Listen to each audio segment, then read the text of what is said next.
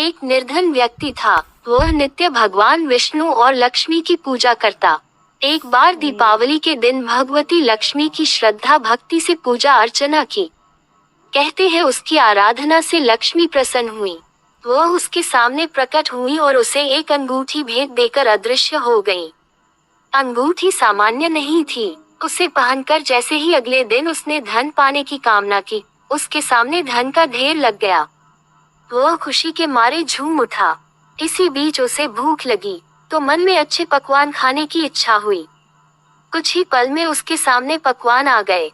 अंगूठी का चमत्कार मालूम पड़ते ही उसने अपने लिए आलीशान बंगला, नौकर चाकर आदि तमाम सुविधाएं प्राप्त कर ली।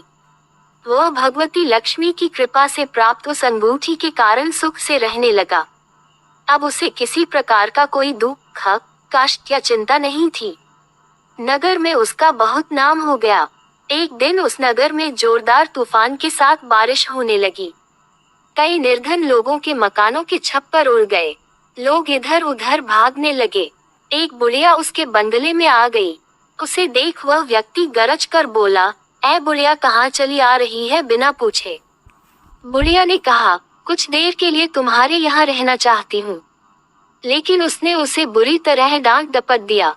उस बुढ़िया ने कहा, "मेरा कोई आसरा नहीं है, इतनी तेज बारिश में कहाँ जाऊंगी? थोड़ी देर की ही तो बात है।" लेकिन उसकी किसी भी बात का असर उस व्यक्ति पर नहीं पड़ा। जैसे ही सेवकों ने उसे द्वार से बाहर किया, वैसे ही जोरदार बिजली कौंधी। देखते ही देखते उस व्यक्ति का मकान जलकर खाक हो गया। उसके हाथों की अंगूठी भी गायब हो गई। सारा वैभव पल भर में राख के ढेर में बदल गया। उसने आंख खोलकर जब देखा, तो सामने लक्ष्मी जी थी, जो बुढ़िया कुछ देर पहले उसके सामने दीनहीन होकर गिड़गिड़ा रही थी, वही अब लक्ष्मी जी के रूप में उसके सामने मंद मंद मुस्कुरा रही थी।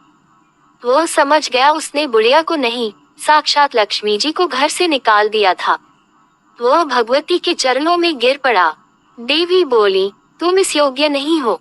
जहाँ निर्धनों का सम्मान नहीं होता, मैं वहाँ निवास नहीं कर सकती।" ये कहकर लक्ष्मी जी उसकी आंखों से ओझल हो गईं।